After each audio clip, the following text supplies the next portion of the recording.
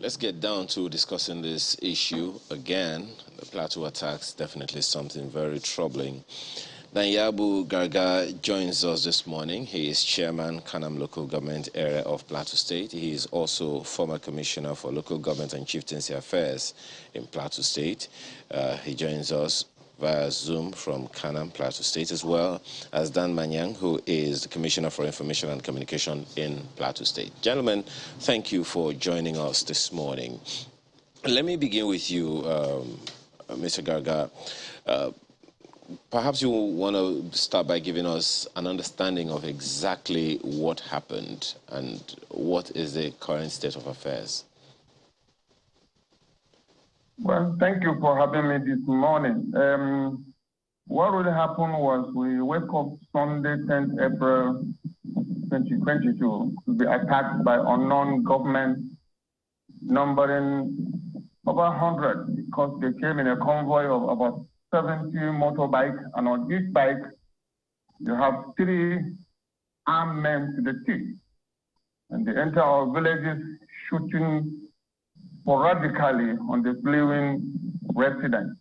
And they pursue with their motorbike, shoot you, pursue the next person, shoot that person, and set their houses ablaze for just no cause. We don't know what we've done to them. We've never had this experience before. We've never had of it close to our domain. Unfortunately, it has affected us, and our people are still not finding the reason why such a situation happened to them. But as of now, we thank the state government for mobilizing security men, and the situation is now calm. But the calmness, you see, people are distressed. People are not happy. People are not saying, why should this thing befall them?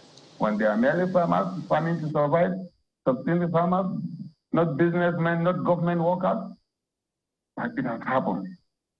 So we thank and I pray the state government, plus the federal government, also come to us so that such a thing will not come close to our people. That's our opinion. Well, let me ask Mr. Manyang. You know, the natural question anyone would ask is, I mean, did we see this coming? There's always that talk about intelligence gathering, government knowing that these things are going to happen before they happen, and consequently getting ahead of it so it doesn't get as bad at it as it has become.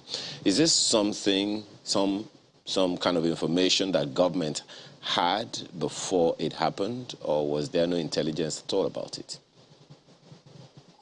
Yes, thank you very much for the opportunity that I've been given to explain some of the things that I know.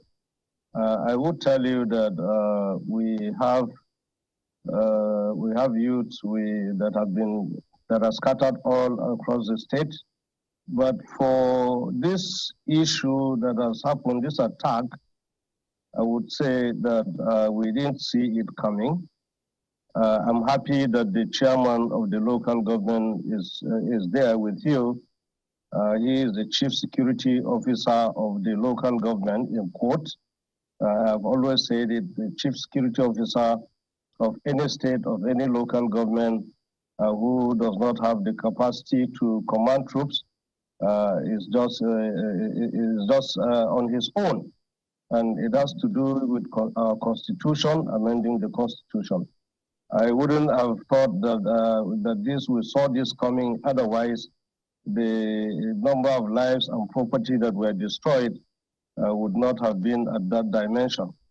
But it calls for all hands to be on deck, both traditional institutions, both community leaders, and whoever that has to do with security to sit up really, because if what the chairman has said is the true position, then it means that we have a serious problem in our hands. That is the best that I can say for now. We adjust, the Operation Rainbow in Jos gathers intelligence, but I have not been able to speak to the coordinator of Operation Rainbow in that direction. But as far as we are concerned in Plateau State, we didn't see this coming. And so there's a lot to be done Kanam local government, I hope I'm right, has borders Bauchi, Taraba, and about 3 states or more. And during the COVID area, we were able to isolate about 13 or thereabout porous borders, which need to be manned. The chairman can corroborate or debunk what I'm saying. What that means then is that there's more that meets the eye that has to be done in the area of security and border patrol in that direction. All right. It would seem, Commissioner, that you also admit to, having indications, because if you say during COVID-19 there were issues with border control and you had actually marked out those areas for there to be tighter border controls, and that could serve as some sort of indication, especially seeing that Kanam shares borders with states, not just Bauchi, but yet another state in the country. But now that this attack has happened, Mr. Garga was talking about how these attackers numbered up to 100. Now, picturing that, you know how much 100 people are. But this is the 4th day after that attack. Can you tell us what has been found out so far? Because, the governor has spoken. There are indications that it might be terrorists. Is that the direction now? Were they terrorists? Were they, I don't know, just ragtags? Who exactly is responsible for this?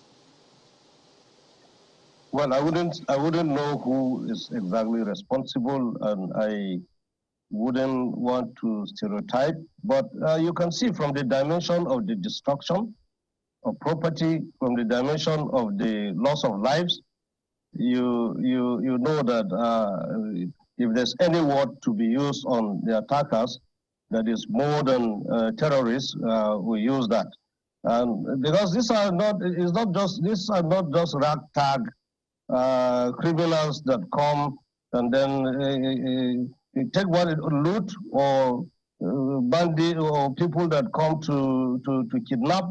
These are people, highly skilled people that have come to kill and to render the people homeless, and to even possibly occupy their land.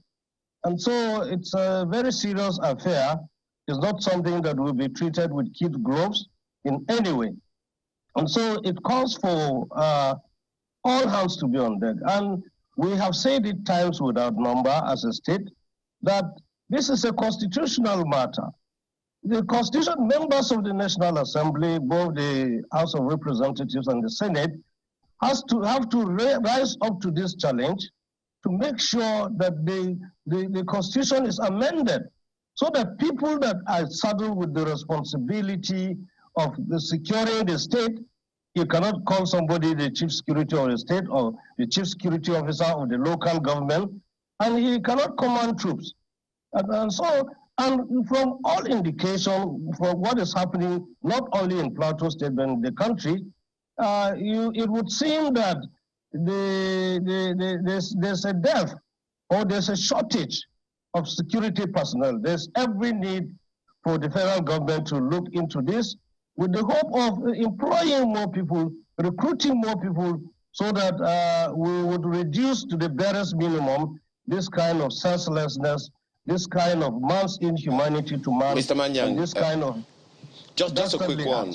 You said something now that, the reason why some state governments are not able to do the needful is because they do not command the troops, the security apparatus and all of that.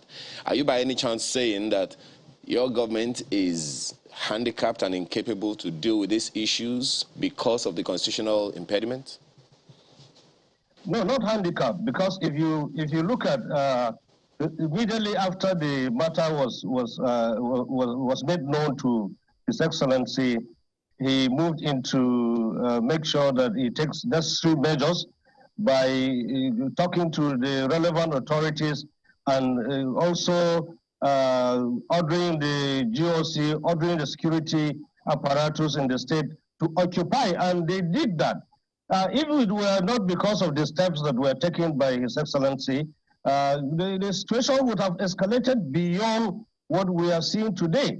And so the state was not handicapped in terms of deployment, but we had to move proactively and to go further to deal with the humanitarian situation, because His Excellency gave marching orders to the State Emergency Management Agency and appealed to also the Ministry of Humanitarian Development, Humanitarian Affairs to step in. And I'm sure the chairman of the local government will talk to us about what the state has been able to do so far, what the local government has been able to do in that direction. The state does what it can within the powers that are available to it. But if more powers are given to His Excellency, to the governors, they would have done beyond what we could do. What we did as a state was the best that we could do in this circumstance. You mentioned something the other time about intelligence when we asked about whether or not government had this intelligence. The understanding we've had over the years is that governors receive security reports on a daily basis at the very least, as frequently as possible. So that's why one is wondering how such a thing of such magnitude would happen, and the government wasn't aware at all that such a thing was even going to happen.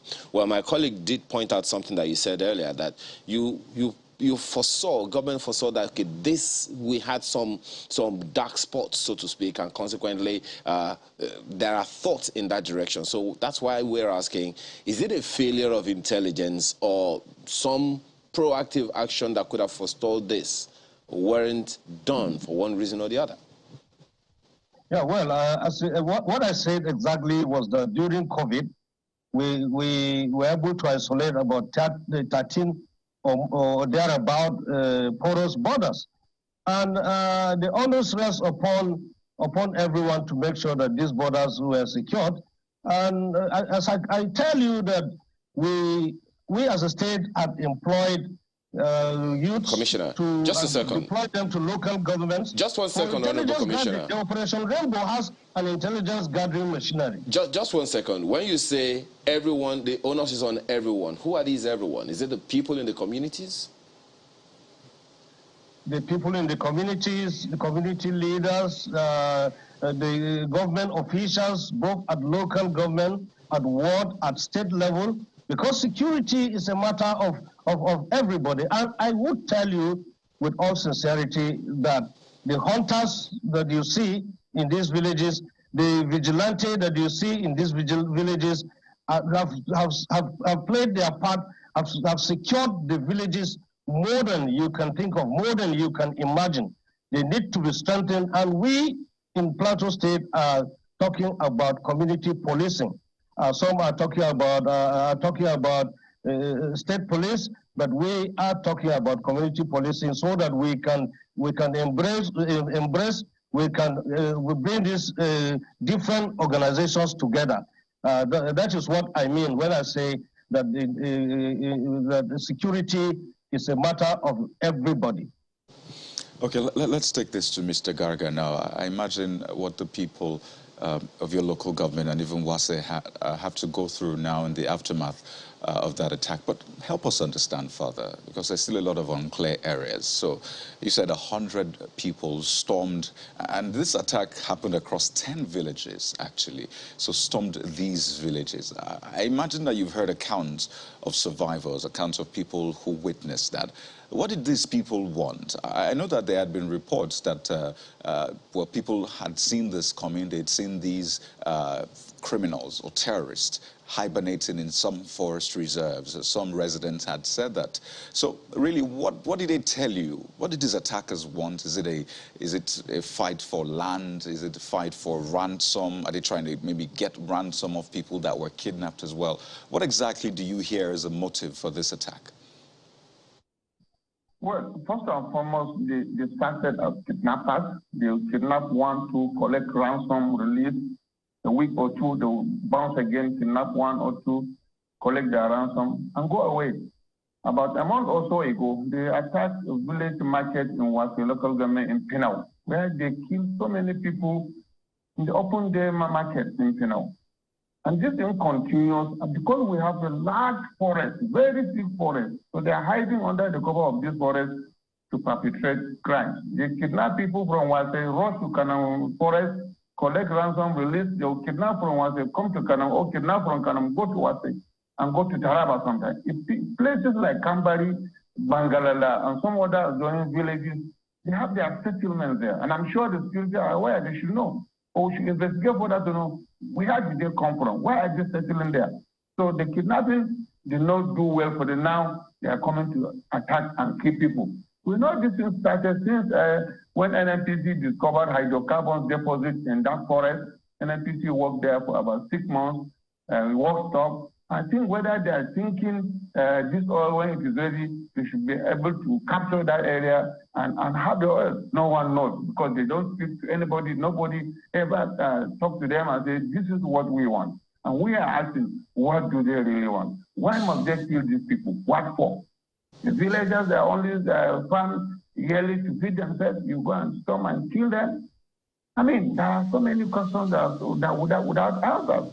So I think unless government, particularly the three states, Bauchi, Plateau, Taraba, join Plateau and clear that forest, get to know who are inhibiting in those forests, and let them live wherever they are coming from. Since ever when they were dispersed in Zamfara, I want to believe after they are dispersed in Zamfara, that's why they now come to find a hidden place in this forest. And the forest is so thick, very large. Local government have been given that land for this ranching policy. And unfortunately, the ranching program have not started and they are coming to occupy this forest. And unless they are clear, that place I foresee it becoming the second Sambisa in Nigeria. So let us be proactive so that our people will be protected.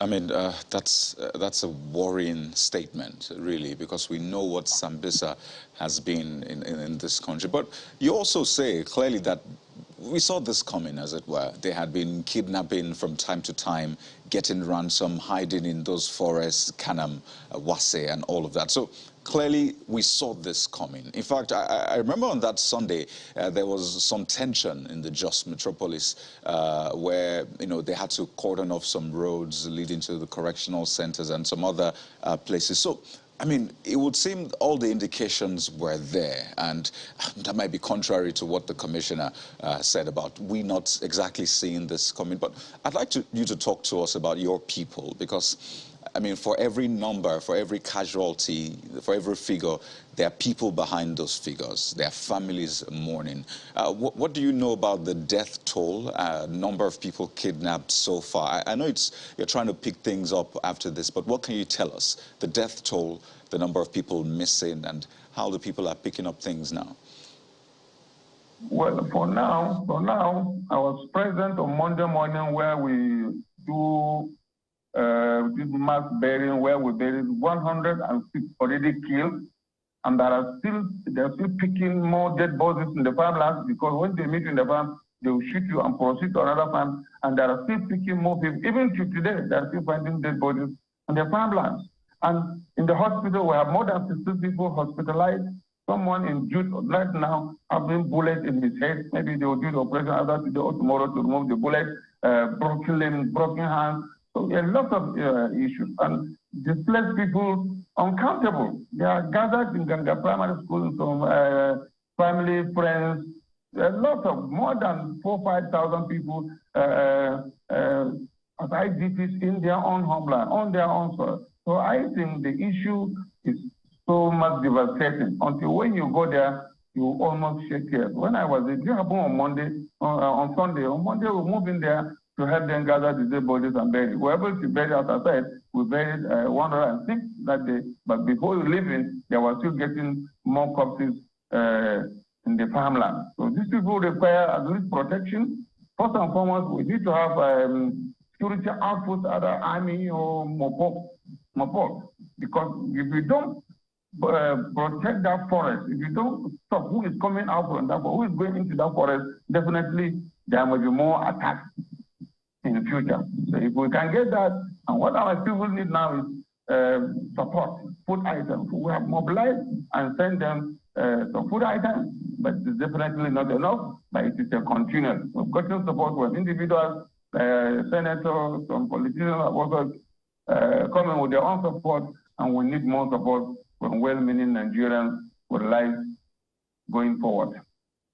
Well, Mr. Garga, there is a number of things that you have said, only it continues to raise certain questions on my mind as to how involved the people are or may be in this issue. You heard the commissioner say the other time that security is everybody's business and that the members of the communities also have their roles to play in this. Would you say that there is a way in which the people in the communities can play a role in seeing something, saying something, getting information to the authorities to forestall this kind of situation we have on our hands? Yeah, we have a workable vigilante group that works day and night. The unfortunate thing that perhaps is our major problem is we have informants among us that are talking with these criminals. Because the day they storm our villages, our vigilantes are mobilized to go into one side of the forest because the big expanse of land, over 42 square kilometers. So I'm sure somebody must have highlighted them. Look, the vigilantes have gone this side, so you can come this side. But these are suspicion, these are mere allegations. Nobody can, maybe security can now investigate to know the truth. How did they come in? Because the vigilantes have been engaging them. When they are coming, they'll chase them. When they know that they're around, they won't come. But this time around, when they have gone to other direction, then these attackers came from another direction. It then means there are informants that are telling them, don't do this. By the time we are sending security to that place, the security will go, they will not see anybody. As soon as they are leaving, they will still be coming to either kidnap, request for ransom. So security is everybody's business, and our vigilantes are doing a very good job.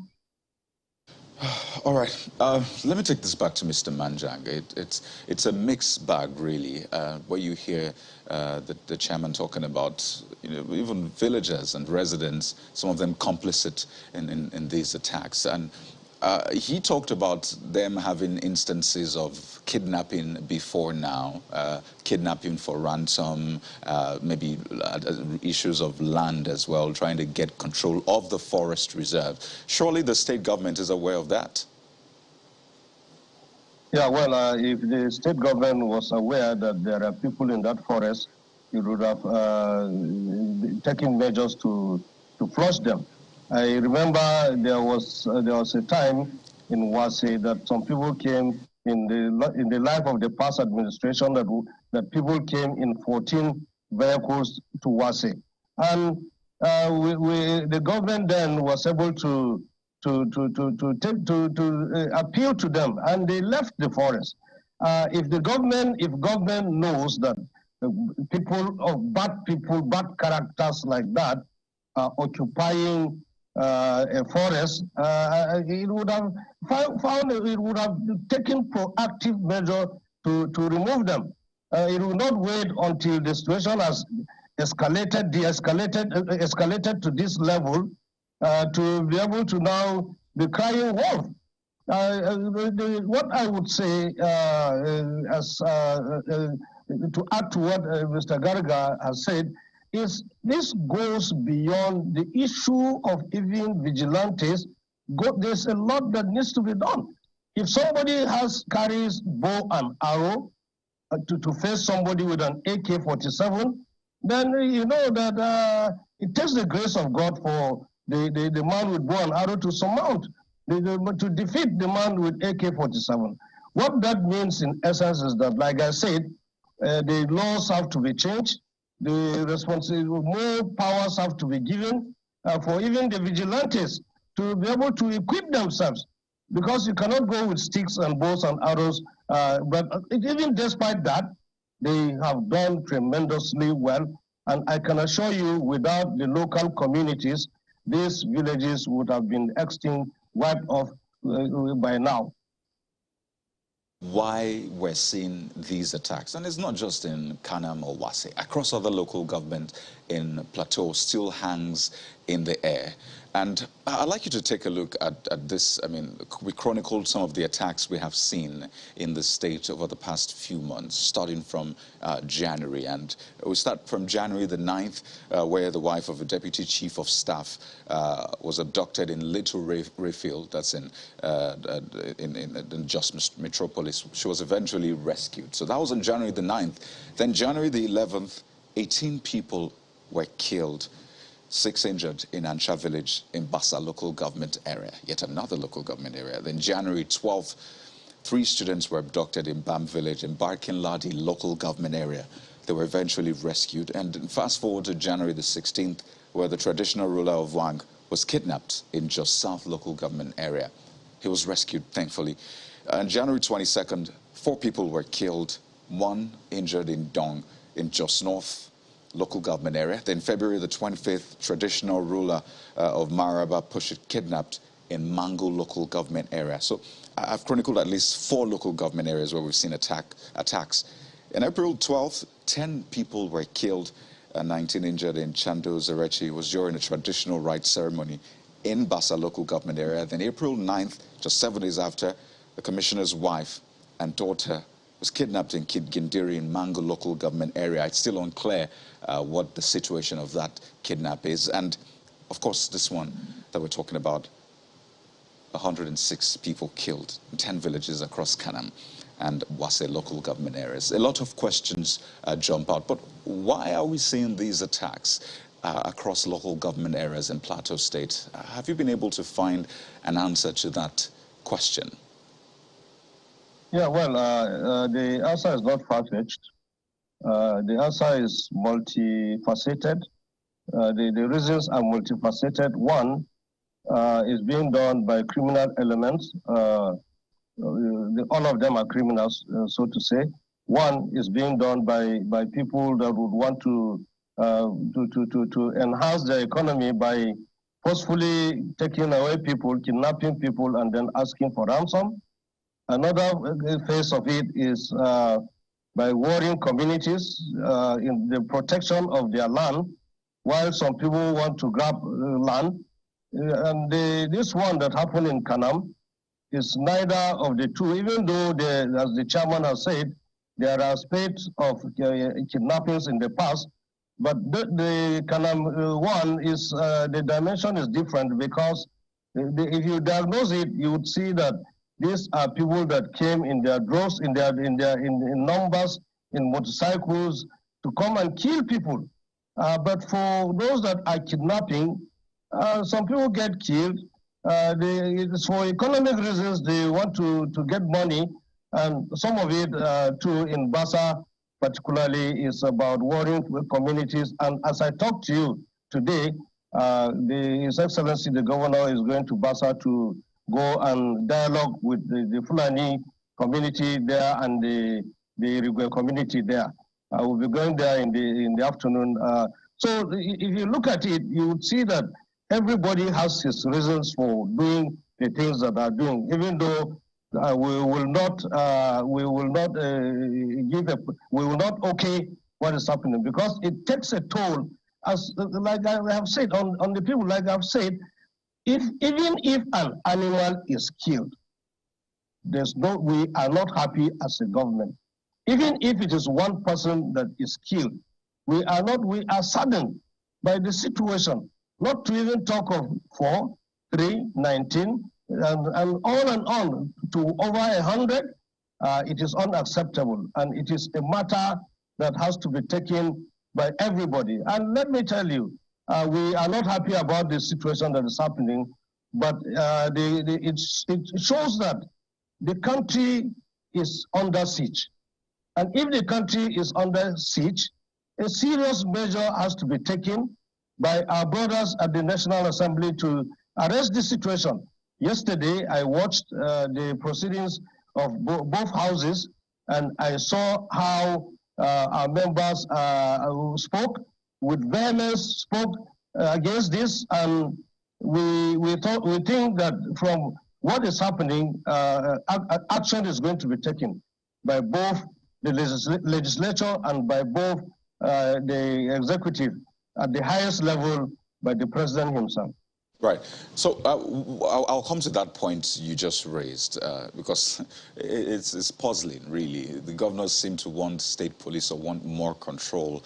And I imagine that the representatives in the National Assembly, of course, align with the governors as well. But nothing is being done. And you keep saying the lawmakers should do that. But just, I wanted you to clear something that was talked about. The kidnap of the commissioner's wife and daughter. On April the 9th. Not much has been heard about that. Do you have an update on that kidnapping and what is being done? Yes, the update that we have now is that the contact has been established with the wife and the daughter, and ransom has been sought for, has been asked, and but the security is closing in, taking action, making sure that the people taken captive are released. Like in the past, some of the people were released without ransom being paid. Like the wife of the deputy chief of staff was released, a doctor was released, the Dagom Ray of one was released, and without ransom being paid. And so the security is up and doing to make sure that the situation the wife and the daughter of our colleague are released, and that the other people, this kind of occurrences will be reduced to the barest minimum. It's an unfortunate development that is the update that we have about the wife and daughter of our colleague. Definitely wish for the very best and good news from that kidnapping. Back to the point I raised about the governors say they want more control. Some say state police, some others say that they want at least to be able to be the security, the chief security officers, not just on paper, but in reality. And you have said the lawmakers should do something. I imagine the lawmakers also align with you. So really, is it not double talk? We say we want one thing, we're not doing what we say we want. Where exactly is the problem here? Yeah, well, you know, there's nobody that's immune to these criminals. Not the governor is not immune. I am not immune. The lawmakers are not immune, and I can tell you that he who feels it knows it.